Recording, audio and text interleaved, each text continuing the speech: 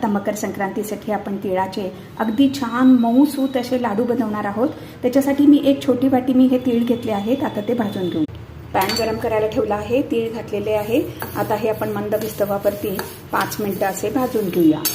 तीळ आपले छान भाजून झाले आहेत, विस्त बंद करूया। तीळ काढून घेतले आहे। त्याच पॅनमध्ये मी 1 वाटी गूळ घेतला आहे। गूळ आपण कोणता सुद्धा घेऊ शकता।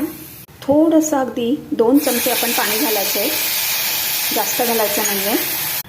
आता गूळ चांगला विरघळू दे। त्यामध्ये 1 चमचा तूप घातला आहे, मिक्स करूया। यामध्ये फक्त आपण 1 पिंच हे बघा आपण बेकिंग सोडा घातला आहे, मिक्स करूया। वाटीमध्ये थोडं पाणी घ्यायचं। आपण पाक घातलेला आहे, हे बघा विरघळला नाहीये म्हणजे आपला पाक झाला। तीळ आणि वेलची पावडर घातलेली आहे, मिक्स करूया। एका प्लेटला थोडंसं तूप लाव।